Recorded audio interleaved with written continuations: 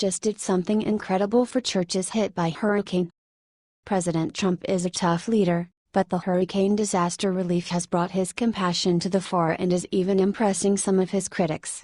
On Thursday, the president threw his support behind churches struggling to get disaster relief money from the Federal Emergency Management Agency, FEMA. 3 Texan churches filed a federal lawsuit this week to get access to those funds after being damaged in the storm. The lawsuit alleges they are not getting a fair shake from FEMA, claiming the agency categorically excludes houses of worship from equal access to disaster relief grants because of their religious status. President Trump took up their cause, voicing his support on Twitter on Friday. One of the churches damaged by Harvey, the Highway Tabernacle, had been a FEMA shelter and operations point, preparing over 8,000 meals for those affected by the storm. Republican Senator Ben Sasse also got behind the churches, writing a letter to FEMA administration Brock Long condemning possible discrimination against churches. It sends the message that communities of worship aren't welcome to participate fully in public life. It reduces the facilities and volunteer time, talent, and effort available to support the border community. For its part, FEMA told The Hill that religious organizations that assisted the relief effort could be eligible for funds, saying, any private nonprofit, plug-and-play, organization, including a religious organization that provides eligible services may be eligible for federal assistance under FEMA's Public Assistance Program, PA, to help restore its facilities and equipment. Note that this is only if churches provide disaster relief services. There were no comments reported for churches receiving aid if they were not a part of the relief effort, if they were too damaged to help, for instance. President Trump's support of this issue is a great sign for faith-based institutions, and will hopefully go a long way in bringing about legislative change that can help these important pillars of every community. H/T The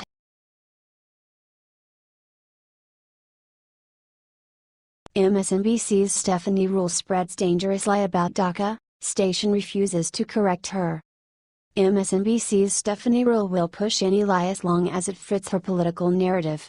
She argued for DACA by claiming that there are no criminals on it, and you can't even apply to it if you have any type of criminal record. This isn't true, first because they broke the law to even be here, but also because DACA does allow certain types of criminal records. Most dreamers come here when they're 6 years old. They cannot have a criminal record. Chris Kobach can say all day long these kids are gangbangers, but they're not. 91% of them work, said Ruhle. However, if you look at U.S. Immigration Service's website, it says something very different. First, you can't be a dreamer if you are 6 years old. One of the qualifications is to be at least 15 years old at the time of submitting your request and under the age of 31 as of June 15, 2012. Additionally, here's what the law says about having a criminal record. You may request DACA if you have not been convicted of a felony, significant misdemeanor, or 3 or more other misdemeanors, and do not otherwise pose a threat to national security or public safety. So basically you can still have a couple of misdemeanors or other type of criminal record and still apply. It also allows for exceptional circumstances. But what counts as an exceptional circumstance is not laid out. They also claimed that you lose DACA status if you commit a crime. Also not.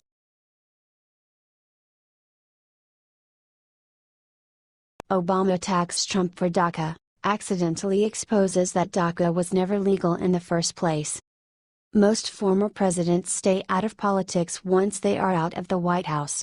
However, Obama has made it clear that he is still trying to lead the Democratic Party. He recently denounced President Trump's decision on DACA. However, during his post he admitted that he passed DACA without a bill. He started by defending DACA. These dreamers are Americans in their hearts, in their minds, in every single way but one, on paper. They were brought to this country by their parents, sometimes even as infants. They may not know a country besides ours. They may not even know a language besides English. They often have no idea they're undocumented until they apply for a job, or college, or a driver's license, wrote Obama in a Facebook post. Over the years, politicians of both parties have worked together to write legislation that would have told these young people, our young people, that if your parents brought you here as a child, if you've been here a certain number of years, and if you're willing to go to college or serve in our military, then you'll get a chance to stay and earn your citizenship. And for years while I was president, I asked Congress to send me such a bill, he said.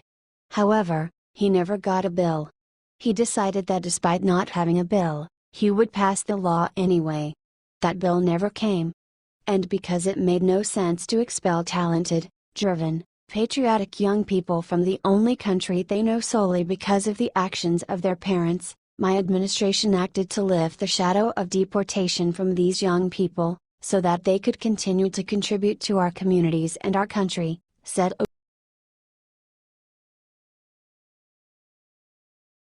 Rhino Lindsey Graham just introduced his amnesty plan for illegals. Republican President Donald Trump and Attorney General Jeff Sessions found the courage to finally do what Americans knew needed to happen, and scrapped President Barack Obama's Deferred Action for Childhood Arrivals, DACA, plan. President Trump nixed Obama's program, which was likely unconstitutional and clearly represented an overreach of executive power, and stated that Congress needs to be the branch that sets forth rules regarding what America should do with illegal immigrants. Stated Trump about making Congress act on this issue, permits will not begin to expire for another 6 months, and will remain active for up to 24 months. Thus, in effect, I am not going to just cut DACA off, but rather provide a window of opportunity for Congress to finally act. In sadly predictable fashion, Republican Senator Lindsey Graham of South Carolina immediately began promoting his plan, together with Democratic Senator Dick Durbin, for granting amnesty for illegal immigrants. Graham and Durbin's legislation is called the DREAM Act, and it would give around 1 million illegal immigrants a clear road to citizenship. Said Lindsey, "The reason I think it will get done now is because the leadership of the Republican Party, including the president, realizes it's good for the country economically and otherwise to give these kids the certainty they need in their lives. Why won't Rhino Graham make Americans his priority?"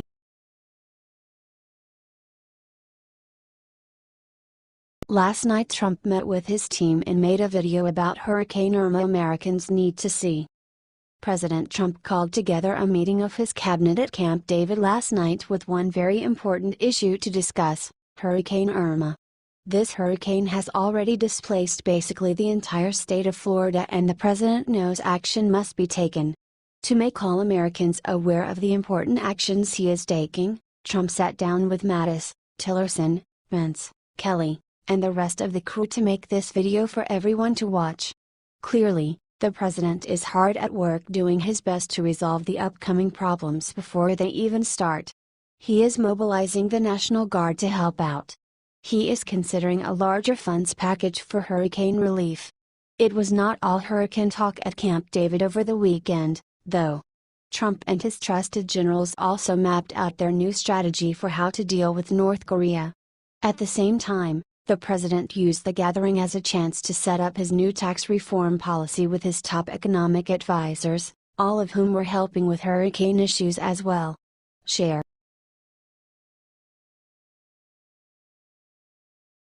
Unforgivable. Hillary Clinton's defense of deplorable comments this morning will leave jaws hanging. Hillary Clinton still seems to think her opinion matters or anyone cares what she has to say. She did her very first interview for her new book What Happened Sunday Morning on ABC, in which she explained one of her most controversial comments during the election, saying half of Trump supporters belong in a basket of deplorables. Here's her bizarre defense of that comment. "Well, I thought Trump was behaving in a deplorable manner. I thought a lot of his appeals to voters were deplorable.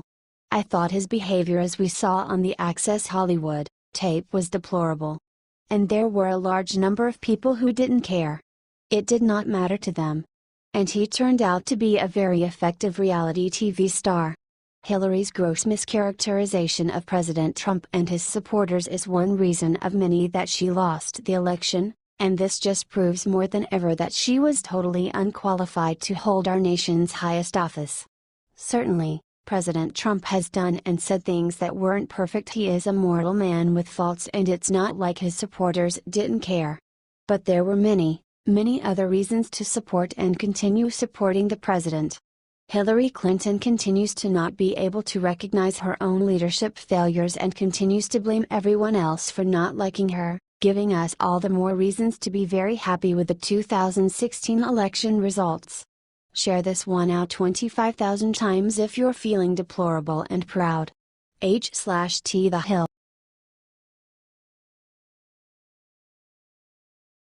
Trump just did the most incredible thing for Florida that will save lives from Irma. It's remarkable how hard the media tries to bring our president down, despite the overwhelming evidence that he is doing a great job. And that includes what he has done for Texas in the wake of Hurricane Harvey and what he is doing for Florida as it braces against Hurricane Irma. Watch this raving review of our president's performance, courtesy of CBS Los Angeles via YouTube.com. Professor Carolyn Heldman thinks Trump did a great job with Harvey, and he continues to bring relief from that hurricane. She says we are starting to see him shine. She went on to say that he is doing an exceptionally good job regarding hurricane relief. According to Florida Governor Rick Scott, Trump talks with him pretty much every day. And Trump told him, "I will provide whatever resources you need." Scott himself has said that we will spare no expense to save every life in this state. So, together, Trump and Scott are determined to do whatever is necessary to save lives in the midst of this second natural disaster to hit our sweet country in the past few weeks. If you agree that Trump is doing an exceptionally good job, comment, "Great job, Mr. President," and brag about our president by sharing this everywhere. H/T The